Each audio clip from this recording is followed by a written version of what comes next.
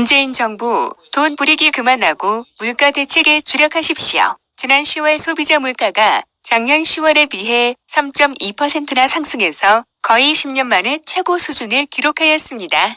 휘발유 가격은 20% 넘게 상승세를 이어가고 있으며 계란 값은 작년 가격의 1.5배로 높아지는 등 각종 식료품 가격도 상승하고 있습니다.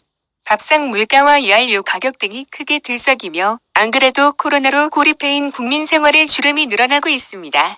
물가 안정은 한국은행의 주요 책무입니다. 저는 최근의 인플레이션 압력에 대해서 한국은행이 적절히 대처할 것이라 믿어 의심치 않습니다.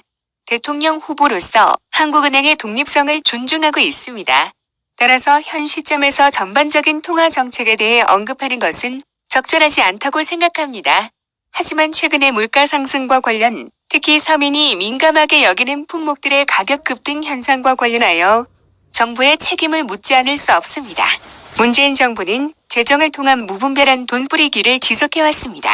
현금 살포 포퓰리즘입니다.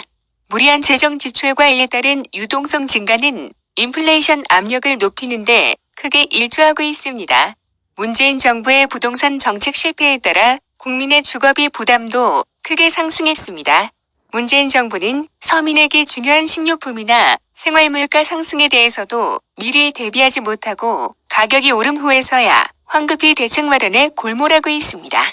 최근에 소수 대란이 많은 것을 말해줍니다. 문재인 정부는 글로벌 공급의 병목 현상에 대해서 늦장 대응하면서 국민의 삶을 피곤하게 만들고 있습니다. 겨울이 다가오는데 원유와 천연가스 등 에너지 가격이 상승하면 그 충격은 난방비 상승으로 이어질 것입니다.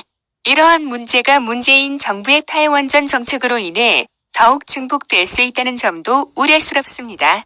이렇듯 문재인 정부의 실정은 서민의 삶을 위협합니다. 지금이라도 정부는 이성적이고 계획성 있는 정상적인 재정 집행을 통해 물가를 자극하지 않아야 합니다. 그리고 글로벌 공급망 체계에 대한 보다 면밀한 검토와 농산물 가격 안정을 위한 보다 선제적인 정책을 집행해야 합니다.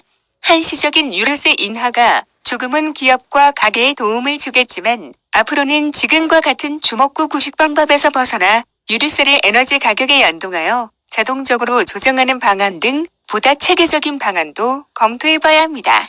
며칠 전 미국에서도 인플레이션 압력이 높아졌다는 통계가 발표되자 바이든 대통령이 직접 물가 안정을 위해 가능한 조치들을 지시하는 성명을 발표했습니다.